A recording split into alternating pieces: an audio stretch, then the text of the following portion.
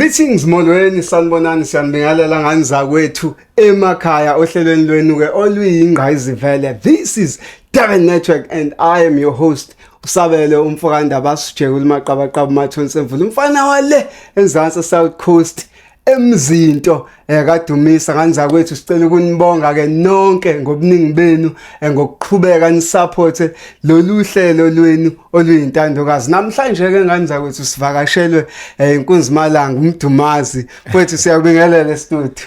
Angibonga ithuba mfowakithi bese ngibingelela kubona bonke ababukeli. Yes.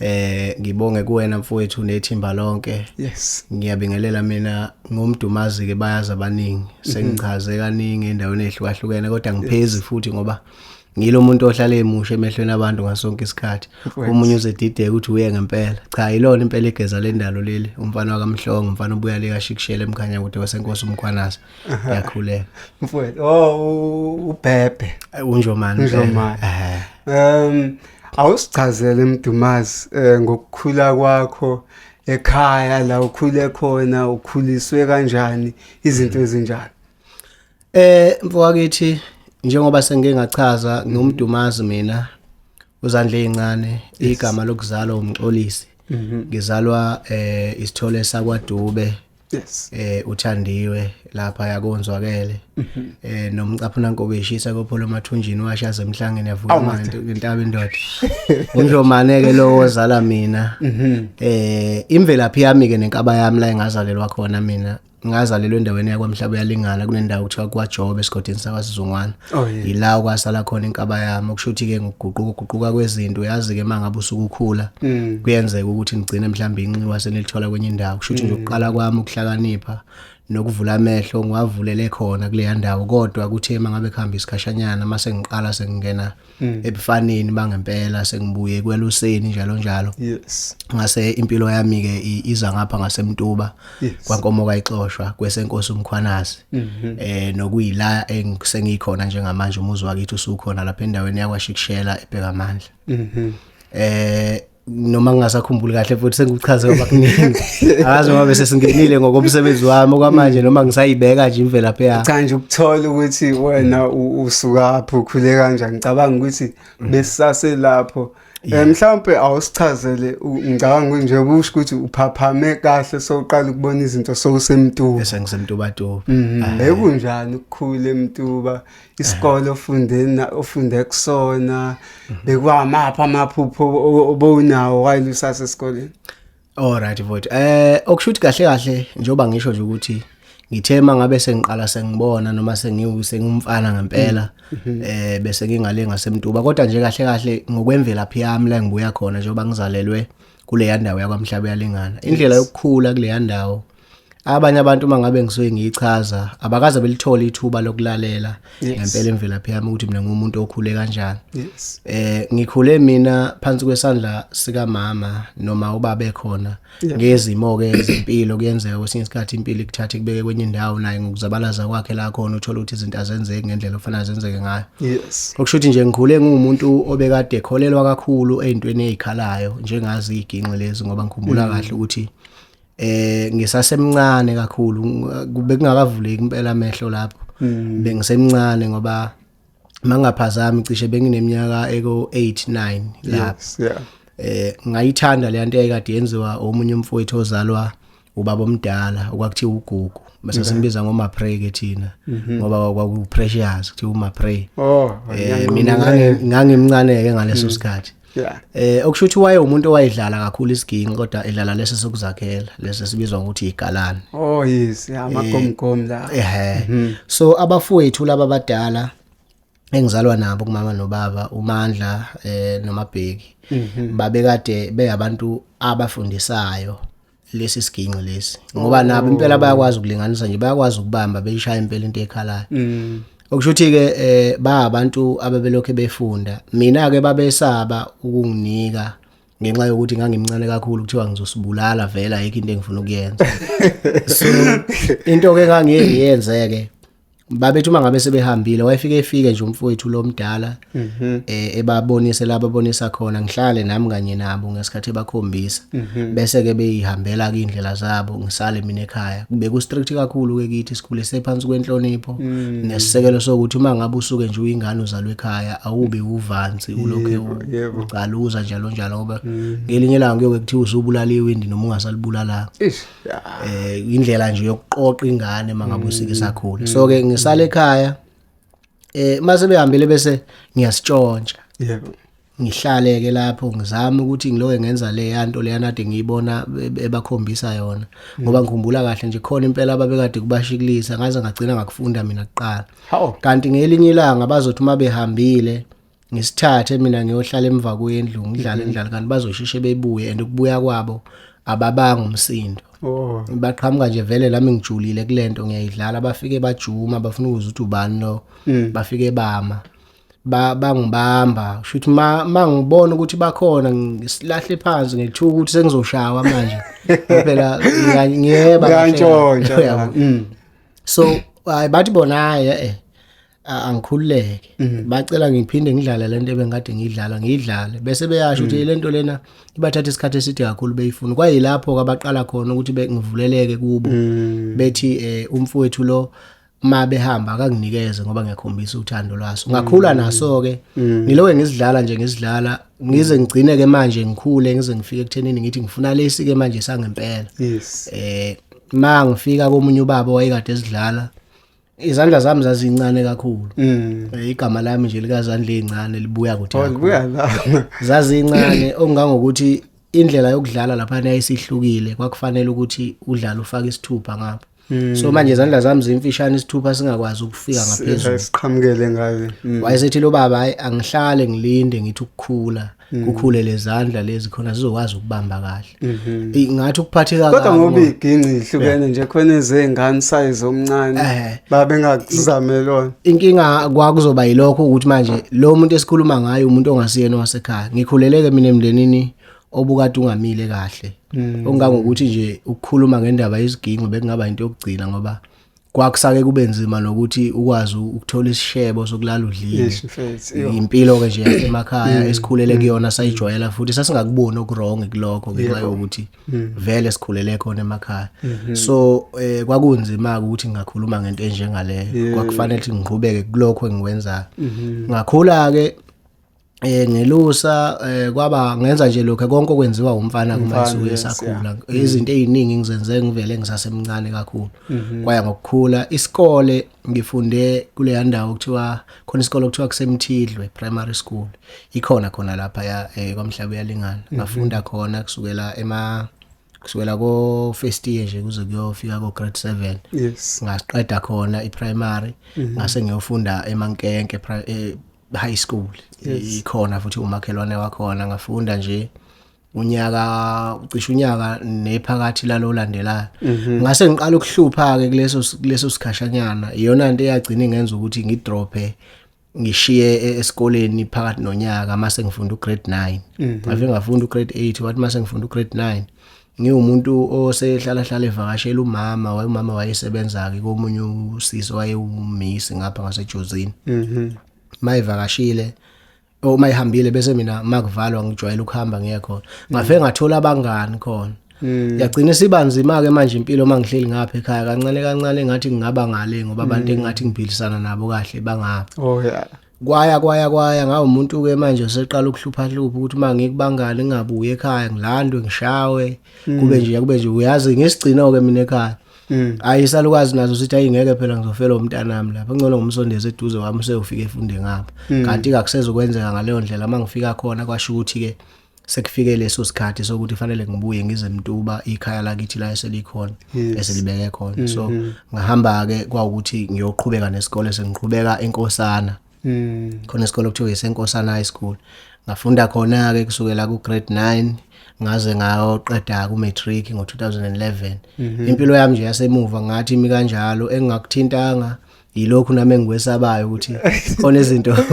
ukuthi mawuzenza ekukhuleni ukuthi mawusumdala ubone ukuthi mangingakhuluma ngalento mhlambe khona umuntu osengangilandela ethi hey shothi wawenza ubugebengu phela mawenza ukuthi bese ngithi hayi akikhodle kanjalo. Ngicabanga ukuthi umhlaba uyalingana nomtuba kunokuthanda ukuhluka there and there ngosikompilo. Khona izinto ezihlukayo ngalenda akubanga nzima kwena ukuthi uadapte emtuba while kuukuthi ukhulele ngala kamhlaba uyalingana. Hayi no mfowethu ngabe ngikhuluma iphutha akuzange kube nzima ngoba nje into yokuqala ngafike ngayithanda indawo. Indawo engikhulele kuyona mina indawo esemakhaya lokwangempela. Yes. Indaba zogesi nje into thina besingayazi lapha ngakithi. Mhlambe imizi yayinogesi yayimbili emithathu kwenye indawo kusebenza amasola kwakusenalo yagesi okuthiwa uNura.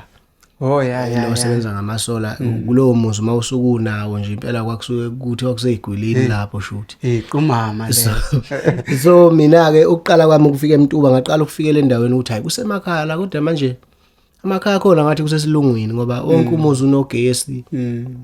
Nje akubanga nzima ngafike futhi nempilo ebengikade ngiyiphile ekhaya ngayifica ngapha.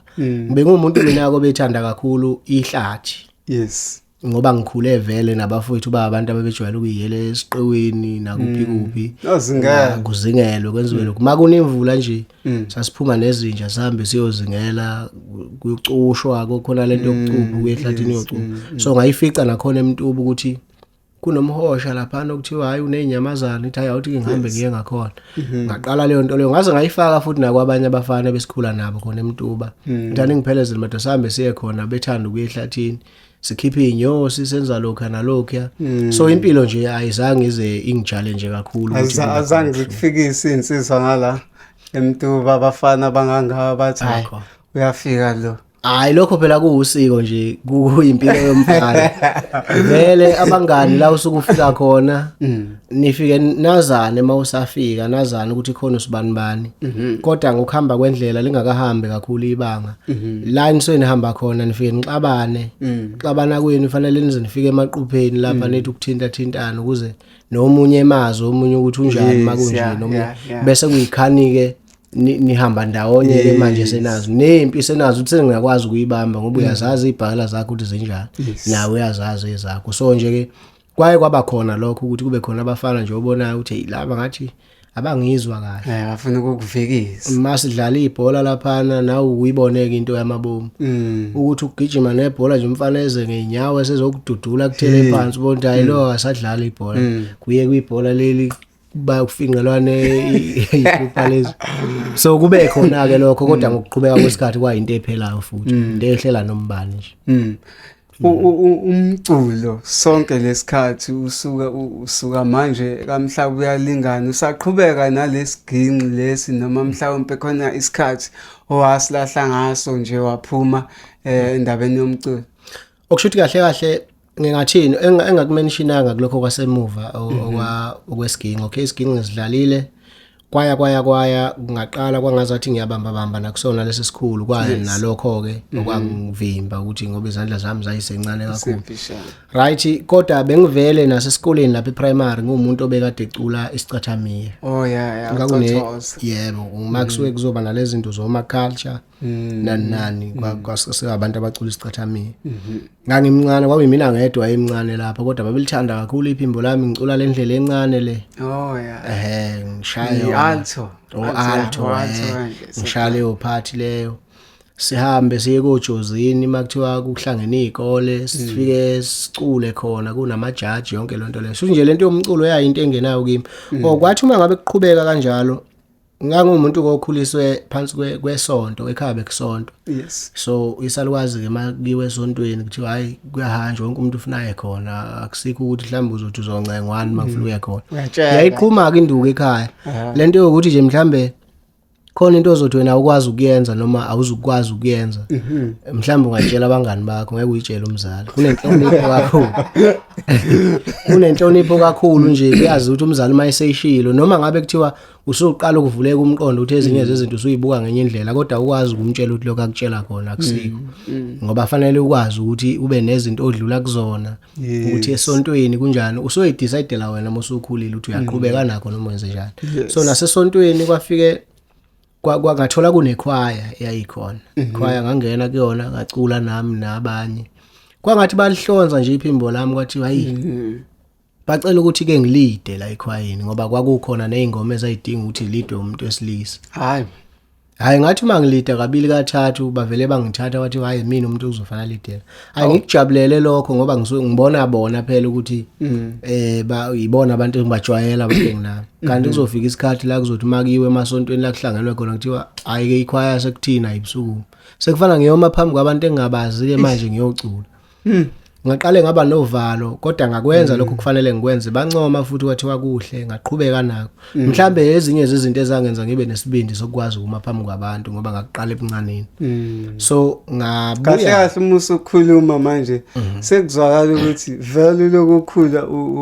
une music background enkulu ngoba akubangi maskandi kuphela mase uye kwikhwaya umculo oculwa ngamanothi osebenzisa ama keys nama pitches high pitches so kubuke ukuthi impela nje umuntu uthi ayivele ngilandela lento ngoba naseyintweni edlalwa akubanga isiginqi so khona okunye nje okwakufike nomnye ubaba okuthiwa isiwelele ngithi angazi noma abantu bayakwazi ikhona enye into yakhiwa ngenduku khona induku kodwa induku yakhona angisazi wayithe ehloboni iyathathwa le nduku iyemanzi icwecwe ngapha nangapha esikhandiwe izinto engathi zingamavenge bona amavenge lawa asuke enziwe empondweni zenkomo enziwe lamavenge lawa bese ingathi iyagotshiswa ibuye bese kuthathwa ilala lokho kufana nesundu kuthathwa icembe lakho liboshwe ngapha lizoboshwa ngapha kudonswe kube tight la lento lela bese kuphinde kukhandwe enye into yokushaya ke manje induku bese ifakwe into engathi zeyamabhola kufakwa amatshe phakathi kulamabhola kuthungelwe ngelala nako mawukuthi kuyakhohlozela ukuthi ukhohlokhohlo futhi iyona into ezokubambisa isiqi sengoma oyishayayo uyithatha lento uyibeke la emlonyeni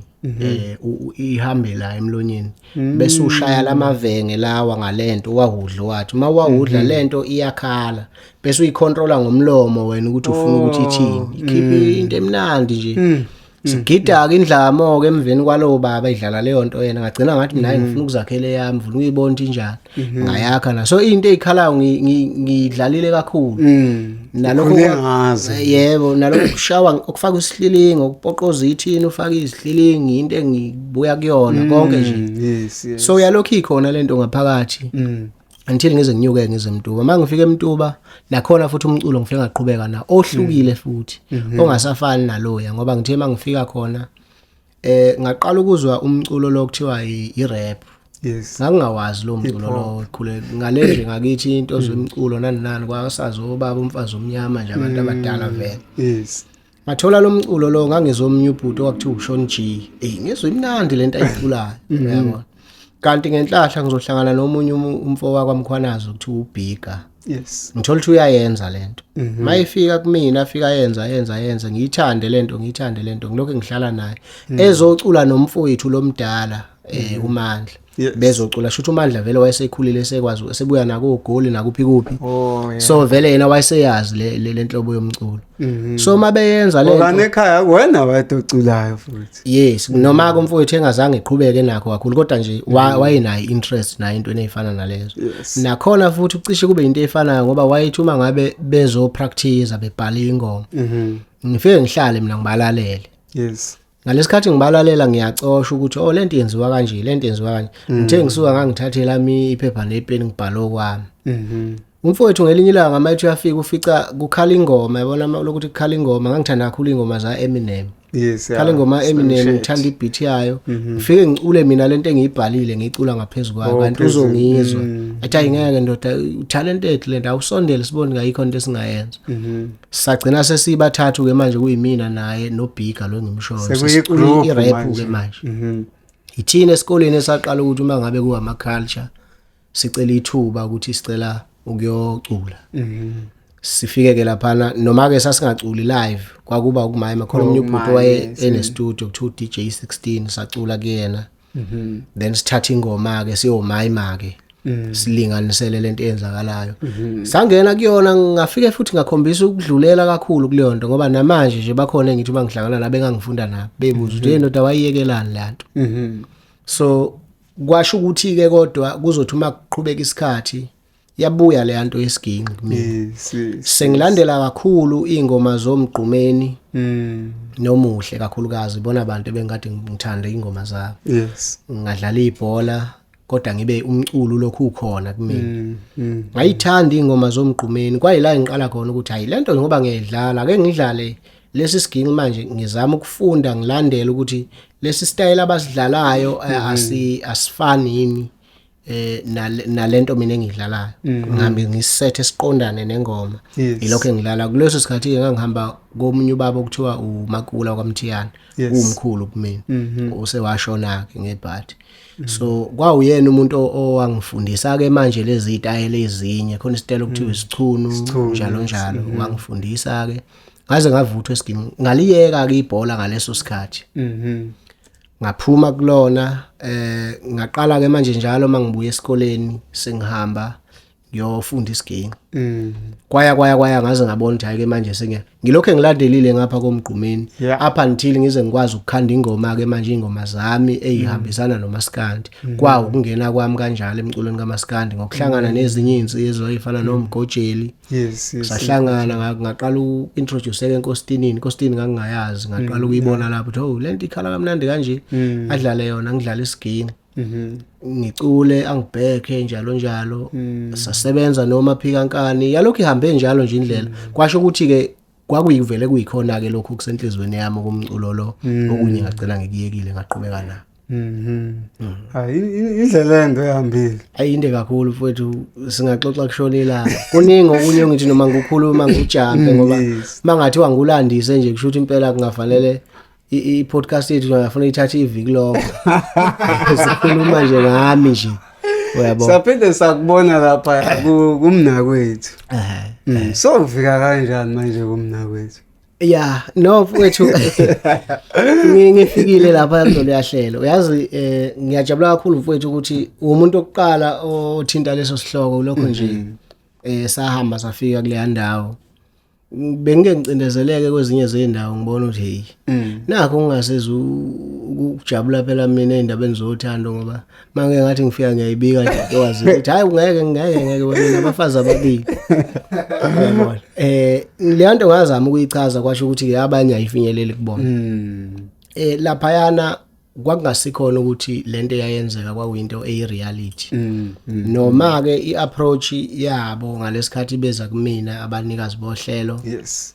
bayibeka ngendlela abayibeka ngayo kwaba nama terms abakhona kwakumsebenzi kumina ngaleso sikhathi hayi ngahamba ngakuvumela ke ngoba ngumuntu ozenzile zonke lezi zinto njengoba bengichazela nje ukuthi ebuncaneni bami esikoleni ngenze izinto eziningi ngicolile isicathamiya ngenza nalento eyicash khona lento yokudlala icash sidlala ngangiyenza so uku-acta into engikwazi ukuyenza nanokuthi ke vele ke ngiumuntu okhula nokuba yiciko babona izinto eziningi kumina ukuthi ulimi lwami mangabe ngisuke ngikhuluma ngisiyena umuntu ojwayele ukudavuza ngikhulume nje into eyakhayo futhi njalo basebethi asike sisebenzisane kuloko kubonakala ngase ngithi ake nginikeze ithuba nami lokho sibone ukuthi singenze njani ngakwenza ke kuthe kodwa sekuphakathi nokhalo ngaba nakho ukuthi ngilokho nginama questions kulabe sasixhumana nabo ngaleso sikhathi ukuthi lento ayizukuyi affect yini impilo yami yangasese ngoba ibukeka sengazathi abantu indlela aba react ngayo yathi kudlala ishow yokuqala uma ngithi ngingena la ku Facebook ngithola abantu ekakhulukazi abantu besifazane bayaveva ngaleso lena bayabona kukhona abanye nje abathi hayi uyabona ke uyothengwa abafazi bakhe la umile nje kithi hawo ayi ngibona ukuthi ngeke ayihambi le ndlela okunye ke ngathi ngisegoli ngangisahlala eGoli kakhulu leso sikhathi mangisegoli ngifonela umkhulu ekhaya ethi umkhulu hey wemzukulu kwenzakalani nakho sihlaselwa izintatheli la ekhaya ngithi mina hayibo izintatheli kanjani obani lezintatheli ayechaze ke bathi bangobani nobani mabefika la ekhaya bathi bafuna sibabonise abafazi bakho athi wemzulu uzuyagulana ekhaya sekunzima ke manje ukuthi ngiqale phansi ngichazele umkhulu ngoba manje ngapha mangabe izintatheli ngikhuluma nazo ngokwesivumelwano sethu nalabo bantu kwakufanele ngihlale esitorini sami ukuze lento ingabhori kufanele ngibe umuntu ukuthi lento engiyenza ayiyona ukuze abantu behlale beyicinga ibe yinhle ngoba kahle kahle ngingasho ngithi kukhona ebasebenzelayo futhi ngeke ngize ngiqamba ama kukhona ebasebenzelayo ikakhulukazi abantu abasuke benesifiso sokuthi bephile esithenjini noma bephile impilo yesithembu. Yes. Kukhona la kubalekelela khona ngoba bayakwazi ukubona ukuthi i-reaction yabantu besifazana noma bezohlala ndawonye mhlambe kuba kanje kube khona abakuxoshayo abangakufuni futhi abakufuni kusuke kuyilungelo lakho umuntu uzungeke umphoqa. So kodwa ke mina ngase ngibuka ukuthi iseyindi indlela okufanele ngihambe kusafanele ngithathe umfazi. Ngalesikhathi kufanele ngithathe umfazi mangiqala ngithi ngiyamchazela umuntu wesifazana ukuthi hayi angiganiwe le nto ayisi reality vele athi hayi musungikhohlisa ufuna ushuthi kahle kahle ufuna ukungijola wena. Unabafazi ufuna ungiqhatha nabafazi bakho. Kwaya manje lento ngathi no man into ezongisiza angiyeke. Bathi mabebuya nje bethi sizo sign icontract ye session yesibili ngathi season 2 angisezukwazi ukuphumelela ngoba even kulokhu nje angisazi babekubiza ngani kodwa la kwakwenziwa khona i-follow up ukuthi hamba kanjani emzini njalo ngaya nje kodwa ngangingasenalo uthando lokuya ngoba ngangibuka ukuthi vele lento khona la ingi-affecta khona. Yes. Ngase ngishiya ke kanjalo mhlawumbe mawungabheka kwi-brand yakho cause already ngalesa sikhathi wasuzibhildile nawe as umdumazi yayi-affecta kangakanani noma yagaina kangakanani i-brand yakho ukuthi ikhule in terms of i-popularity? Ngingathi mfowethu yebo khona ohlangothini lwempilo yami yangasese kwakungagcina kulimaza kwase kuqalile kukhona la kungathi kuyangishaya khona kodwa futhi ngeke ngize ngikhuluma okubi kodwa ngabo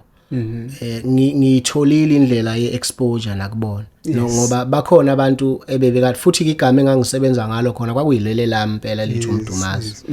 So igama lami lakwazi ukuhamba lifike kwabanye abantu ababengangazi ababekade bethanda ube abalandeli bohlelo. So kukhona engakugeyina ngalokho ngoba ngangithi nanoma ngizenza lezi zinto bese ngiphinde ngiyasho ukuthi ngumuntu osebenza ngomculo kanje okusho ukuthi lowo muntu oqala ukubona ukuthi lo muntu umculi kanti mhlawumbe uzobe seqala sengena ezintweni zami seyangilandela sengithola abalandeli abasha.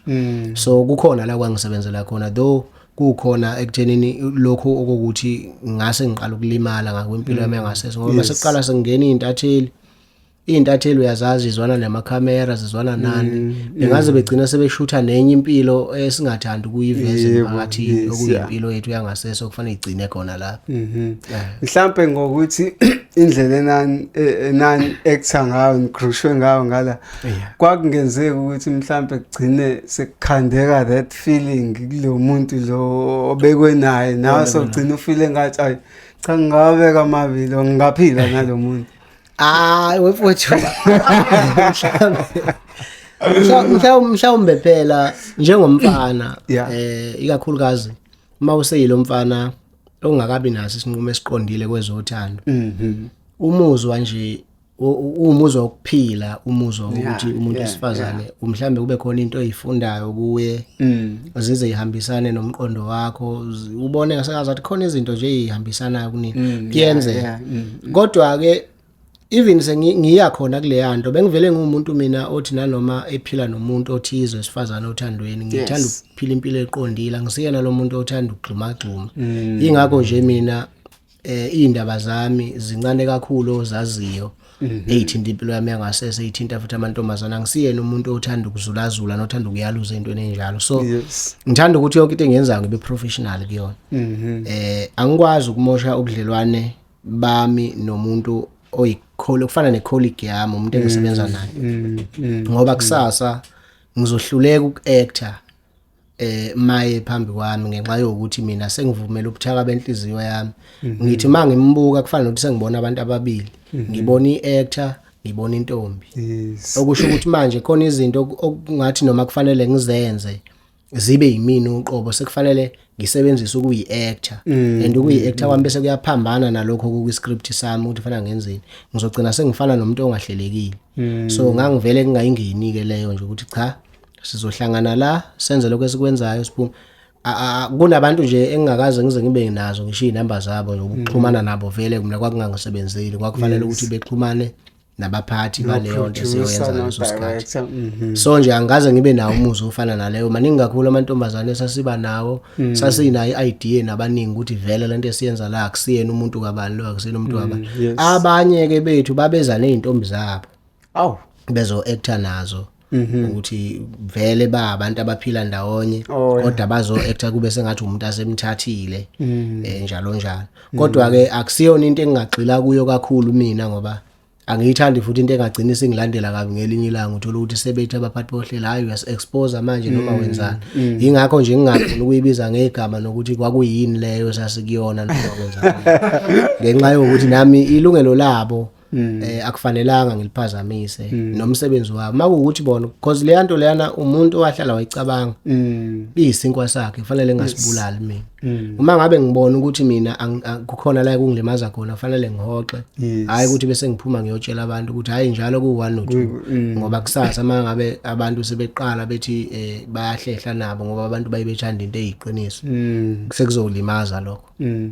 Wait, you are one of the artists abatreater i-brand yabo very serious, you know. Hence you were highlighting ukuthi kuncane nje okuphuma endleleni okunokuvela mhlambe emaphephandabeni ngawe nakuma-tabloids ahlukene nakuma-blogs ahlukene. Uyifunde kuphi le culture,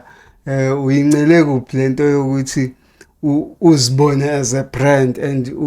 ukwazi ukuba sendaweni whereby wenza sure ukuthi uyaziprotecta as a brand so that abantu bezohleze bekuperceive ngendlela ethize? Ngingathi mfowethu kulokho nje mhlawumbe into mina engenze ukuthi ngibe yilo muntu enguyena. Ekukhuleni kwami bancane kakhulu abantu abalingana nami ebengikade ngibenza abangani bami. Imvamisa bengijwayele ukuhlala nabantu abadala. Mabekhuluma izinto kukhona izinto ezingakha ezinkhulisayo ngakwazi ukufunda ukuthi into eyigugu kuwena ufanele uyiphathe kanjani, kufanele ibe njani into ukuze ibe yigugu. Kukhona abantu abazongitshela ukuthi uyabona into oyibona once or twice, uhlala une-interest okufuna ukuyibona. Right, ngikuthathe lokho kuhlale kumina. Kwaya mina ngithema ngabe ngene emculweni nje ngiqala ukurecognizewa ngumuntu onamahloni, ngisho kanjalo. Ngumuntu onamahloni nozwelayo nonakayo futhi. Bengihlala eGoli eFosloras. Ngihambela nje ngekhumbi mangabe kufanele ngisuke eGoli ngiye ekhaya.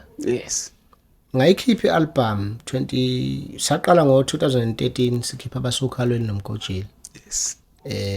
Sasikade siqale kodwa kumaphikankani mhlambe ngo-2011 kodwa ke mina ngangingaveli kakhulu lapho ngoba ngangingashuthi kwakuba ukudlala isiginqe nje ngibhekhe ngenza lokho nalo. So uqala kwami ukuvela, uqala kwami ukushutha ngase ngisebenza nomgojeli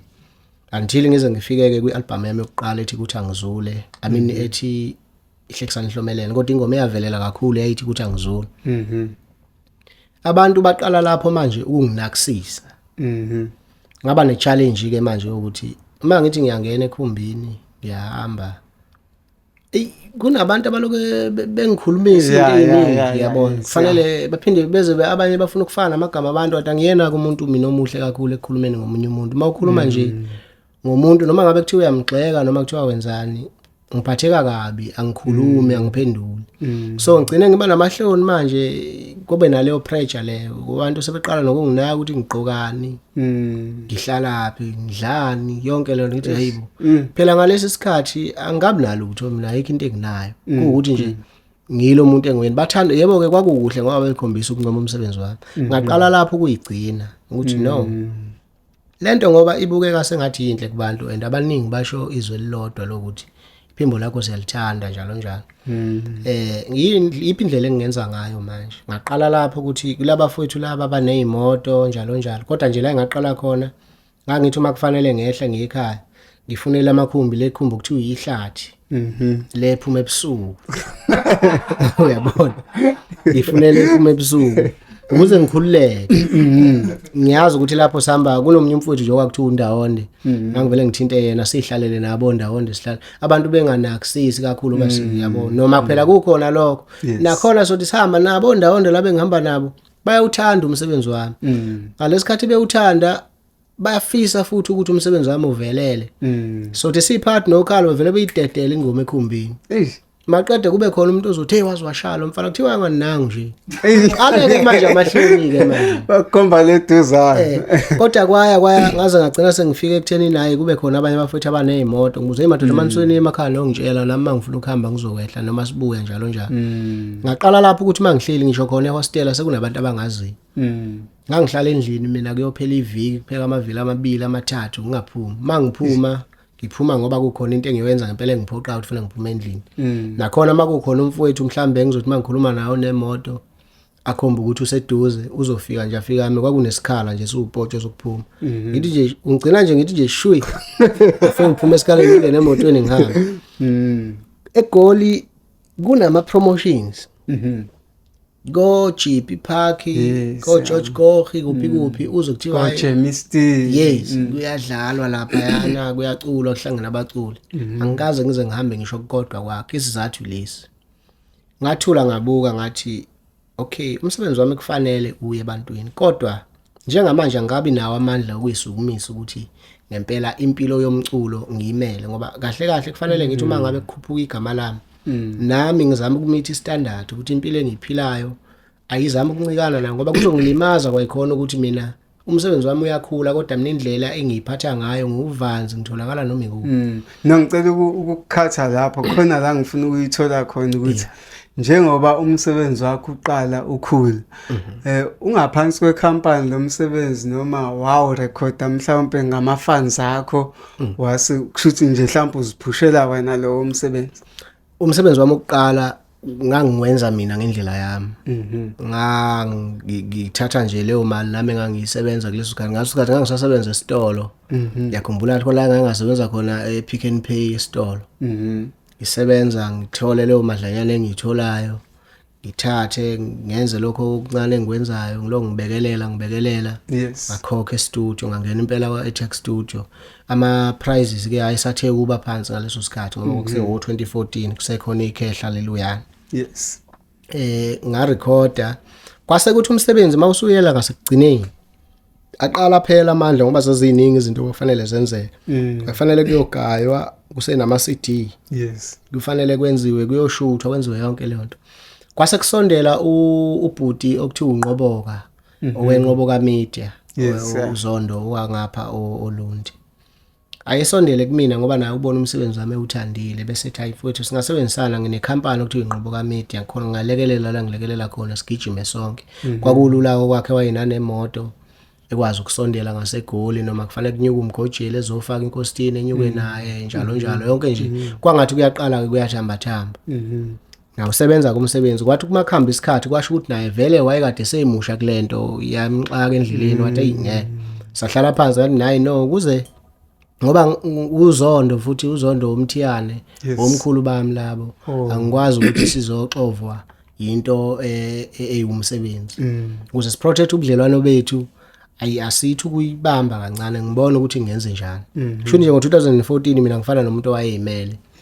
kwaya ngazongena kwenye ikhampani okuthiwa iElectric Avenue engangena kuyona ngo2015 la engakarelease khona ialbum ethi ngekulungu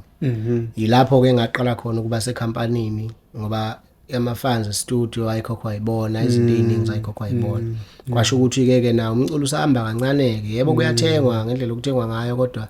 akaveleleki phela ngendlela efanele yebo khona umuntu wayesethe ukuvela ngoba ngase ngithi noma ngihamba emcimbini ngempela ngisebenza ngokuyikhandla bengithanda abantu until ke kuze kube u2016 2015 ngasebenza neElectraven nayo futhi yabuyisa istory esifanayo ukuthi hey waba neqiniso kumina ubaba uShenge ngoba washo wathi ndoda mina uyangibona ukuthi ngumuntu obusy kakhulu so abantu engibaqashile ukuthi bazosebenza lo msebenzi lo abazofanele behambe bedistribute abenza yonke into abawenza umsebenzi ngibanika imali bengakwenza ngibathumele khona so ukuze singagcini ngelinye ilanga sisixabana thina sodwa siyibuka ukuthi singayenza kanjani ngathi mina hayi no asivele siyibambe ngoba vele akusizi nakuthi losiqhulula ama album kodwa engayindawo ngoba kusasa uzokhipha imali engaka ulindele ukuthi umsebenzi wami kufanele ukubuyisela imali yakhe ingabuyi. Yes. Bese uzugcine nawe usuthi hayi phela imali engane zami lengikhipha sho le ndoda ake ngiyinsunye kanje ukuthi ngithathe konke okufikayo ukuze ngikhokhe ngami. Bese mina kusasa ngiyothi usibani udla imali yami. So to protect leyo nto leyo kungcono sivele siyibambe nje isase yintshi njalo. Ngabuya interest yami kahle mina yayikusebenza necompany yeingane zoma. Yebo. La okwakuphuma khona umgqumeni. Ngangithanda yonke into enomgqumeni phakathi. Ishicompany ngithanda nje ngisho ilogo le yamayivela ngithi ey yazi yayinhle yonke le nto le. So ngathi mangithola ithuba lokuxhumana nobaba uNgcobo uThulani Ngcobo. Ebone naye umsebenzi wami owuthanda ngo2016 ngathola ithuba lokuthi sixoxeke naye kwaba nobaba wayekade efisa ukuthi ngingene ngaye lapha ecompanyini uzongikhokhela yonke into kwakuthiwa uHoward waMkhwanazi uyena okhipha imali njalo so kuyingane zoma ngagcina ngingena ngidistribution ukuthi bona bazongidistributor not ukuthi ngiunder company sizoba nje na leyo nto ifana necontract thizeni kodwa encane nje engangibophi futhi uma ngifuna ukudlulela phambili ngizodlulela phambili. So ngalokho ngisebenza nje kanjalo ngisebenze ngibe nedistribution ngisebenze kwaze kwafika isikhathi la ngithi khona no sengikhule ngokwanele manje ukuthi ake ngiyithathele lento ngiyibeke kimi. Yes. From 2018 after nje kade ngirelease ontaba kayikhonjwa ngo2017 wathi ngo2018 ngayokhipha igeza lendalo kwakuyi-double disc ngayimela ke lapho ngayikhokhela nje yonke into ngaqeda ngilinde isikhathi mangibona ukuthi imali ayikho ngihlale ngilinde ngisebenze ngiphushe ngithathe leyo mali leyo ngibuyisele e-studio ngangilenze kwaBazuka Studios. Yes. Ngaqala lapho ukuba ngirelease phansi kwecompany yami iGoso Entertainment but ngaleso sikhathi icompany yami yayikade igama layo kusayi iEzegoso Project and Services ngeyinkinga ke zokungabi nolwazi olutheni kulandela kulezi zinto lezi ngaze ngagcina ngithola ukuthi manje khona la esengicindezeleka khona mangisebenzisa le company ngaze ngavulenye kwaba iGoso Entertainment. Kodwa nje ke kusukela ku2018 kuza nganeno ngibese ngisebenza nje ngiyimele mina ngokwami kuze kufike manje la esengithe ngapartnera khona neUniversal nakhona kusikhona ukuthi icompany engiphethe sihlangana nedistribution ngisengiyiphatheleke nje ngokusemthethweni umsebenzi wami. Isikhathi esiningi mhlawumbe ake ngibuze nje kanje umusic wakho ungathi uhluke ngani umdumazo uhluke ngani from vocals from indlela odlala ngayo isiginci indlela eniprograma ngayo kuhluke ngani namanye ama-artist okanye namanye ama-sound esesike sawezwa yipi signature yamdumazi? Alright mfowethu kulokho nje mina ngeke ngize ngisho ngithi ngihluke kakhulu kwabanye abantu kodwa umsebenzi wami wena ongenza ngihluke ngesizathu sokuthi ngilo muntu mina ongantanti. Angisho ukuthi abanye abafowethu bayantanda ngoba kunabantu abahlezi mfowethu begadi igama likhipha ngomlomo igama olishoyo uyazi ukuthi liyakubopha liyakukhipha futhi. Ngiwumuntu mina othi uma yenza into makusekhona abantu abayithandayo ngiye ngithanda ukuthi ngithi ukuhlala kuyona. Mhlambe lento ifana nale ebengade ngichazela yona ekuqaleni mayelana nomuntu wesifazana ukuthi mangiphila nomuntu uthi nanoma enamaphutha kodwa ngimnikeze ithuba lokuthi ake ngizama ukumakha ngoba ngicabanga ukuthi uma ngabe usukubona inkomishi ifika isidle kuwena isuke nabanikazi bayo abayikhandile. So ake ngiyikhandele yami noma itshekile kodwa ngizokwazi ukuphuza ngayo ngoba ngiyiqongqothele mina. So kusuka kuleyo nto ukuthi into mayisinge yami ngiye ngithanda ukuthi noma ngabe kuthiwa kunama downfall kodwa ngithi ukuhlala kuyona nginikeze isikhathi ngoba angingene entweni ngoba ngihubha abantu abathize angingene entweni futhi ngoba ngihubha ngine target yokuthi ngifunani ngayo ngiyenza iwumuzwa umculo kumina uwumuzwa mangisuke ngicompose ingoma bese ngithi mina awuthi ngicompose njengomenzi kusho ukuthi angisaculi ngomuzwa wami. Yebo. Ngizama ukutshontsha into kaMenzi. Leyo nto izongenza ukuthi ngihlale ngishintshe unyaka nonyaka. Yebo ukushintsha kwami ukulalela ukuthi abantu bafunani. Ngiyathanda kakhulu ukulalela abantu mabekhuluma even though kusuke kungasibona bonke ngiyothatha imbono yabo ngiyisebenzise kusuke ngasikhona futhi ukuthi imbono yabo angithi mhlamba ayilungile noma kanjani kodwa ngiye ngithathe kakhulukazi lokho engikubonayo ukuthi ngelinye ilanga kwayibona laba abavezele yambono ayizukuqhela kakhulu ngihlanganise nokwami bese ngenza leyo nto engiyenzayo so ngiwumuntu obekade elandela labe ngilandela khona kodwa ngifike ngacula ngephimbo lami ngaba nendlela yami yokujika amakhona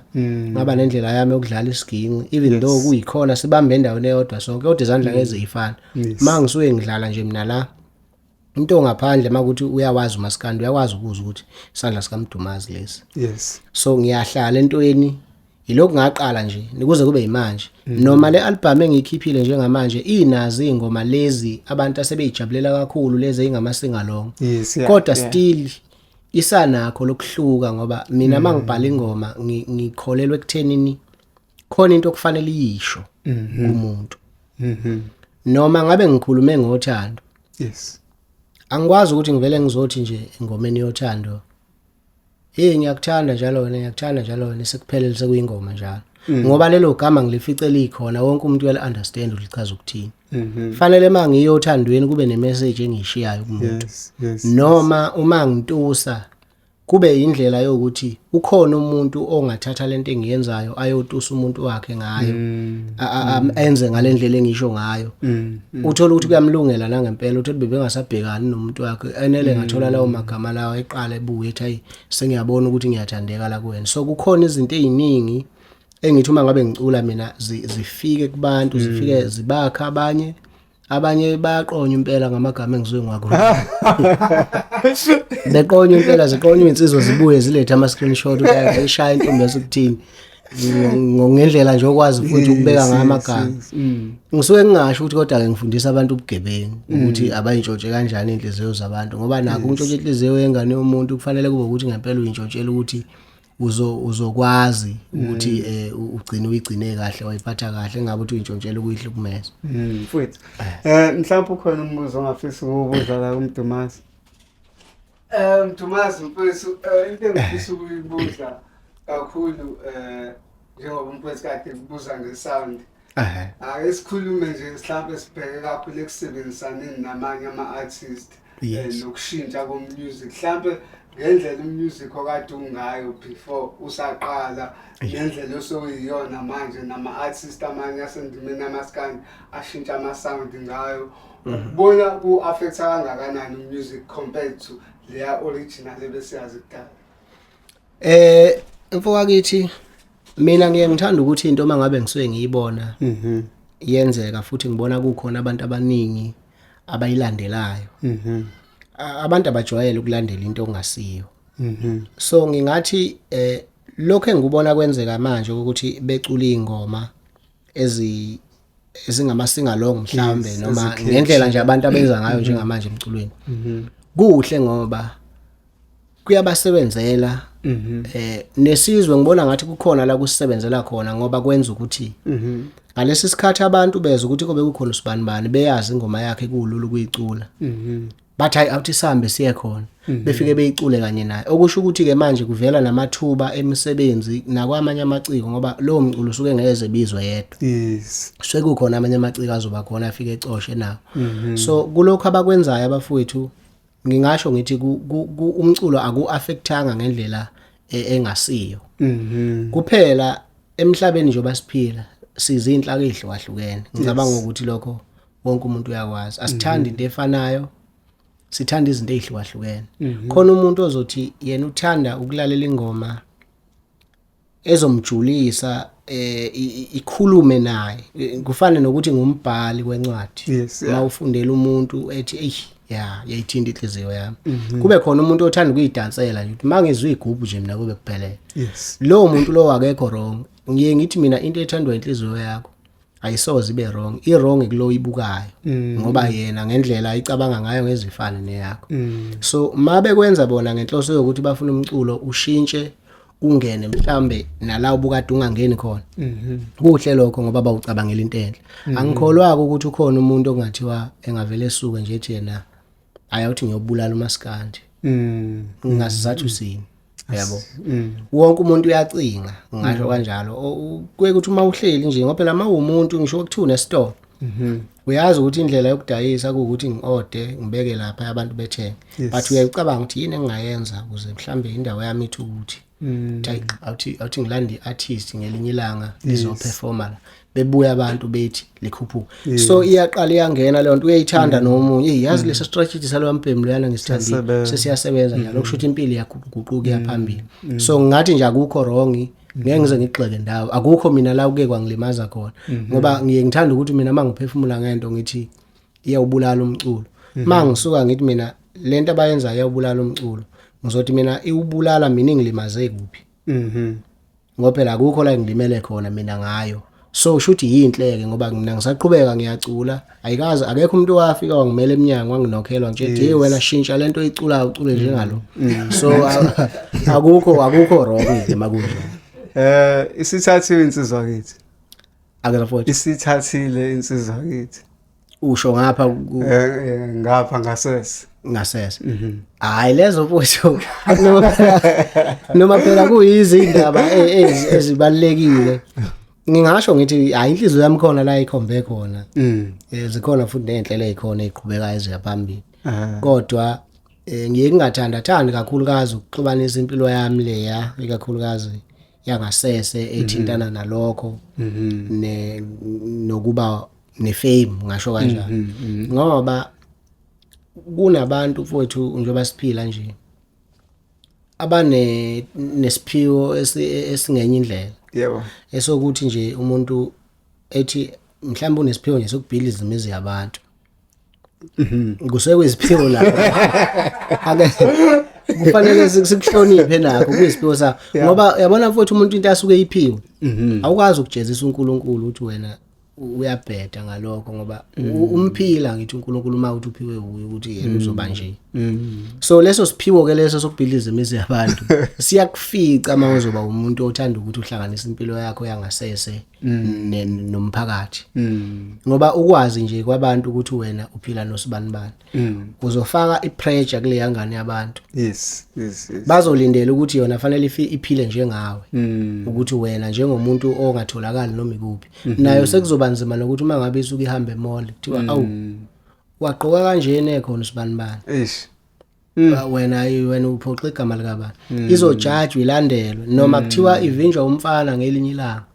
ngoba phela abafana bayeke kweshela intombi isuke ingabhaliwe esiphongweni idinga ngabani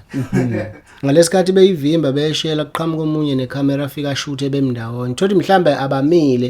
iyaqhamuka iyeza nayo uyeza kushuthwe bese kwenziwa zonke lezi zinto ezenziwayo mina siyaxhwala inhliziyo yami lo muntu uthola ukuthi bengaba umfazi kumina kodwa bese ngithi hayi ngikhuluma into engiyibonile nansi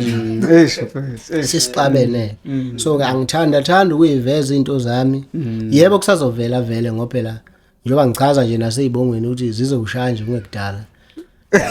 ukusho ukuthi vele uzokwaziwa akekho umuntu ohlala efihliwe kube sengathi ngiyazenyeza ngaye kodwa nje ngingasho ukuthi into enjengaleyo ikhona yikho ngoba nempilo namhlanje ulala kunje kusasa uvuke kunje usungazi ke umfazi wedlozi akusiyena owami noma ngabe kuthiwa mina ngiboneni kuye mangabe idlozi lami lingavumanga ungavuka kusasa uzokuthiwa hayi indoda ngathi isishintshile indlela ebheke emaphumulo isibheke emsinga noma isibheke enkandla noma isibheke impilo yendoda ke le ihlala njalo mfowethu mhlawumbe ayisibuze ngoba sone experience endimeni sonesikhathi mhlawumbe lento enokwenzeka yama beef ama artist kanjalo uyibona into umusic ukhuphula ngoba angazi nawe sike sabona ngathi uba nebeef nehobo asazi kwaphela mhlawumbe sibheke lokho then ukuthi kuyinto ngokubona kwakhe ukhuphulayo yini umusic ekunika wena ama points athile then mhlawumbe sibheke nane single ke yakho ngoba hayi ngathi kunensimbi ekhona wemfo wakithi kuyahlukana ngisho kanjalo umculo lo okamaskandi umculo weyinsizwa ngisho kanjalo noma ke usugcine ngokukhula kwawo wazi wangena nasemalokishini wangena kuma model C wangena kuphi kodwa nje wona umsuka wawo mangawubuka imuva lawo wawumculo weyinsizwa vele kahle kahle okusho ukuthi ucishe ufane nomgangela. Yebo. Emgangeleni mangabe nisweni yakhona nisuke ningaxabene namuntu. Akekho umuntu osuke ephambili ukuthiwa ngiyombamba ubani. Okusho ukuthi insizwa mayisuka ibhula isihlangu sayo ithi akukhonsizwa la. Ithi yimi insizwa la akhonsizwa la. Yes. Makuphume enye insizwa bafike bedlala ngendlela abadlala ngayo kusuke kungasho ingcabana akusho ukuthi futhi nathi emsindweni olandelayo uzolokhu wacinga le yansizwa wena ngokuthi iyakushaya ngoba phela sekuyimpi leyo. So ngizama ukuthini leyo kuvikisana okunobusoka ngoba phela noma umvikisa umuntu kufanele ukucabanga ukuthi uvikisa yena yebo kodwa uculeli yena. Okusho ukuthi umsebenzi wakhe awulindele ukuthi wena awulalelwe uwe. Okusho ukuthi lenkulumo oyisho kuloya muntu uthi ayizwe. So ubuka ukuthi amagama akho washo kumuntu mhlamba akukho la ahlambalaza khona ngoba umuntu ufuna ukuqonda ukuthi noma ungamvikisa akazalwa yedwa. Yebo. Uzalwa nomunye abantu ubuhlobo buyathelelana. Ufika uzalo kaMhlongo uzalo uMadubu. uMadube ebezalwa uMamthiyana. uMamthiyana ozalwa uMadlamini noMadlamini ozalwa ubani ubuhlobo buyathelelana. Ngelinye ilanga kukhona abantu ozothola ukuthi mhlambe khona into ebahlanganisa naye lo muntu. Wena usumphoxile mhlambe usukhulume ngayo yonke indlela okhuluma ngayo waze wahlambalaza umuzi wakubo wenzani nawe uyazala unezingane uzozala ingane zabantombazana. Kusasa makuthiwa ngempela uNkulunkulu wenze ngendlela yokuthi umntana wakhe wentombazane abone uyisokalayo noma ubambo lwakhe kuwumntwana waloya muntu kuloya muzi wawuthi wena kugcwele izibozi khona. Okusho ukuthi wena sekuzofanele ulawula umntana wakhe manje ukuthi akangathandi lapha ngenxa yokuthi wena unempi naloya muntu. So ngiye ngithi ke uma kusuke kuwumdlalo weinsizwa lokho kokuvikisana nokuphendulana nje nomuntu ngendlela eniphendulana ngayo nidlala akukho kubi. Kuphela kufanele uwenze ngendlela nawe ezokwenza ukuthi abalandeli bomculo bekunderstand ukuthi akukho personal ngempela. Ngoba kunabantu abakuthanda ngalendlela yokuthi into eyenzeka kuwe kufana nokuthi yenzeka kubona. Bayalimala ngempela enhlizweni zabo. Begcine nabo sebengena sebelwa bodwa ke manje okuyinto engasekho ke right. Sekukhona abantu okuzokuthiwa makusemcimbini nomlandeli kabani oselimele. Kanti siya lapha ngokujabula lento uthola iphehlwe yithina bese singabatsheli thina abantu iqiniso ukuthi cha akusiwona umdlalo akusiwona impi le. Akusiyo mama ukuthi boze beyolindana ezitobhini kufinqelwana iziketi. Mawuyinsizwa nje mawuyise kwayimanje nje mina ngangena ku Facebook wami.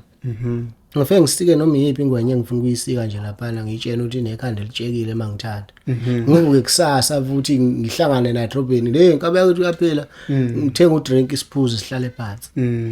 Lokho kukhombisa ukuthi ngiyumfana indlela engikhuliswe ngayo. Ngingenza umculo ngiu-understand ukuthi ngiyakwazi futhi ukuza umuntu uma ngiseqala kuba namagama alumelayo. Angihambi ngiyomvimba estopini ngithi ubuthini izolo. Ngihoxisa wami amagama kungawona. Uma kuukuthi yena indlela ayithatha ngayo lento uyithatha ngaleyo ndlela bese ngiyaqhela futhi kuyena ngoba yimina vele osithola ukuthi kade ngiyitshela ukuthi mina ngithi ngiyamvikisa ade nizoyithatha personal. So ngingathi kulaba abakwenza kahle kuhle kodwa kulaba abasuke bekwenza ngomona wangempela lo ukuthi khona izingane zabantu sekufanele zingahle.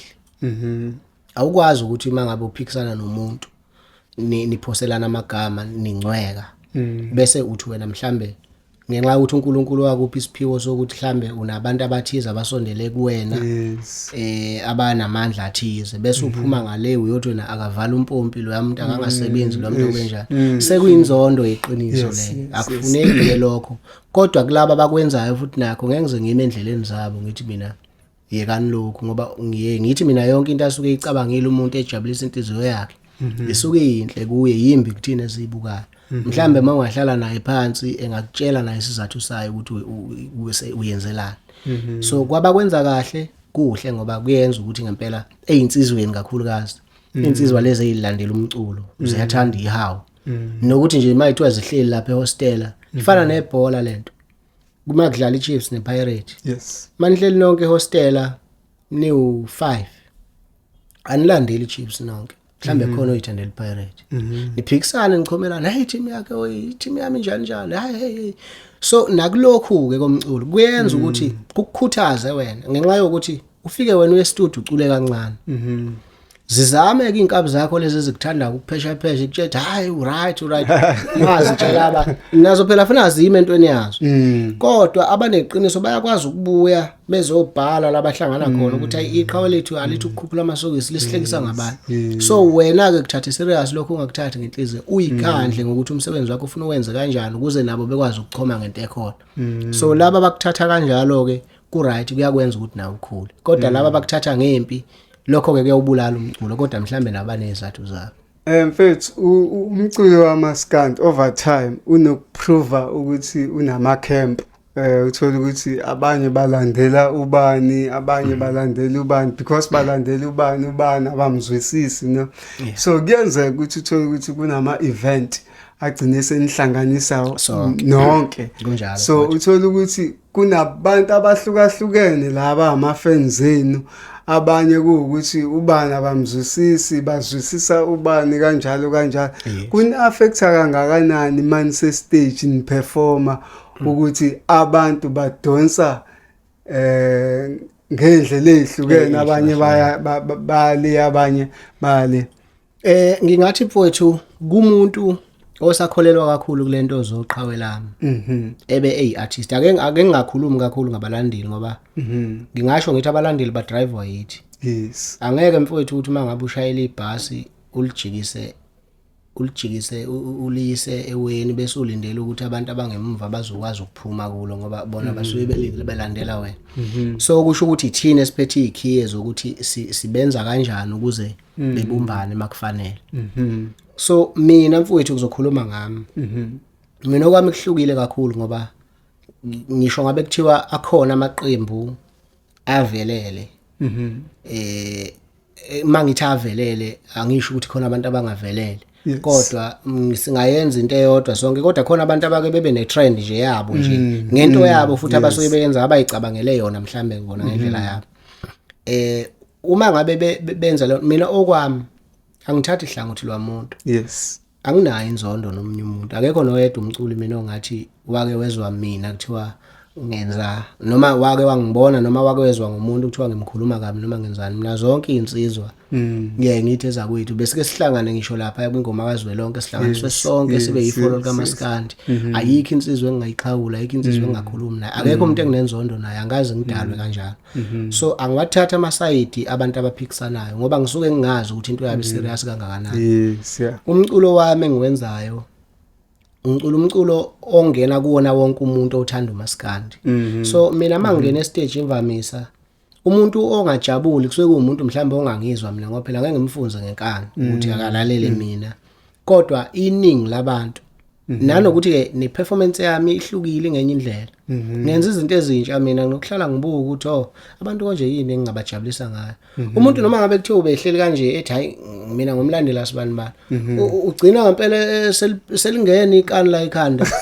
ufeza ukuthi hayi imnandi lento yes uyabona egcina sejabula naye kanye nami so mina anginayo experience enjengaleyo ukuthi mhlambe kube khona abantu abangothi ngene stage kuthi abangikhwiphiza noma benzani ngoba angisiyena umuntu okhuluma indaba zabantu angisiyena umuntu ohamba ethuka abantu ngisho bekuthiwa kukhona engimngcokisayo noma bengangithuka abangithukayo kodwa basuke benalo ulwazi ngaphakathi uthi hayi kodwa siyamsukela akanayo vele inzondo ngoba ngisho behlangana sike sibabone bendawo so iya affecta ke kulabo basuke ngempela bona beqhudelana ngendlela abaqhudelana ngayo kodwa kusala kithi ke njoba ngichazele nasekuqaleni ukuthi ithina okufanele senze ukuthi abantu beunderstand ukuthi le yanda kufanelanga beyithathe ngale yandlela okay mfowethu sesivala nje sho asikhulume ngesingle yakho le ozoyidropa very soon uxoxele abalandeli emakhaya ngesingle yakhe nje ngingathi nje ngibonge mfowethu ithuba elinjalo lokuthi ngikwazi ukudayisa umsebenzi wami kuyabantu ke sike sakhuluma nabo ngiyoba ngisho nje ukuthi mina ngiyangithanda kakhulu ukuthatha imbono yabantu ngiumuntu onokuhlala ngibe live ngibuze abantu ukuthi njoba kunjena nje yini abangayithanda abangayilindela kimi noma bafisa ngibenzeleni bebeke abantu ngokuhlukahlukana kwabo uyazi abantu abasha into efanayo kodwa bese ngithatha laba abaningi abasha into eyodwa ngibona ukuthi hayi kusho ukuthi mhlambe khona abakufunayo yes ngithe mangi live ngiyobatshela ngomsebenzi osabanjiwe ongakeze ukuchaza ukuthi ngiyosebenza nobani futhi uzobuka kanjani. Ngibuza ukuthi mhlambe bafisa kube kanjani ngoba umsebenzi sosebenza ngogudi njalo njalo. Ngase ngibuza ukuthi ukuphi okunye beningafisa ukusho bathi abantu basicela ingoma eValentine. Hawu, yeba. Ngathi mina hawu nisho kanje bafuna nase ningibamba ngeshe manje phela sikhuluma ngento manje esila duzane February manje futhi usukuqala nje ngomhla 14 soye sekufanele ikhala. Hayi bathi siyayicela mfowethu siyayicela ngathi mina hayi kulungileke ngoba senishilo bafowethu mina ke kakhulukazi mangenza ingoma angisuke ngingazenzeli mina. Ingakho nje ngingatatazeli ukuthi uhamba ungibona ukuthi ngihambe ngiyakhankasa ngizwa sekukhona into entsha manje kuthiwa sekwazi ukuthengwa nama views angazi ke noma angaze ngiyithole sengabe ngibuza ukuthi athengwa kanjani ngoba mhlambe ngifuna ukuyibeka phezulu cha ngeke ngithi angijabulisa abantu noma ngabe kuthiwa bawu5 abantu engibajabulisile as long as izinto yami imukeleke emphakathini kuyangigqugquzela kuyangakha nami ukuthi ngiqhubeke ngiye phambili so ngakuthatha kumbono wabo ngangena e-studio ngayenza ingoma ethi ekhuluma ngeValentine njengamanje ngiseyinhlelweni zokuthi iphume ngaphambi kokuthi kufike usuku lo kamhla ka14 yes noma ke sibuye sibe nayo challenge ukuthi uma ngabe usuku ufaka umsebenzi online usuku uzolawulwa yibona ukuthi bona bazothi uzoba live nini ngesalwa lokho ke so abantu bengawulindela umsebenzi wami isihloko nakho konke okunye bazokubona kwi-cover le ezobe ezophuma ngoba izoba khona i-cover ezobisho ukuthi imininingwane yokuyi-download ihamba kanjani kodwa ke ngihlele ukuthi ngiyikhiphe kanye nelink uma ilink nje sikhona bese ngibanikeza konke nesithombe bezokwazi ukubona isihloko sithini kodwa njengoma ekhuluma ngeValentine sengingawakhipha amazwibela o30 seconds njalo njalo bakhombisa abantu ukuthi ke bawulindele kakhulu umsebenzi. Bafowethu sivala kanjalo ke uhlelo nayo ke insizwa yakamhlongo uBhebhu Njomane umdumazi insizwa le mtuba kunjalo selivala ke uhlelo sithi siyabonga kunina nonke ngokulandela lona kuhlelo lwenu lwingqayizivele iDurban Network igama ke uSabelo ndaba sengithi nje kuwena sesihambe.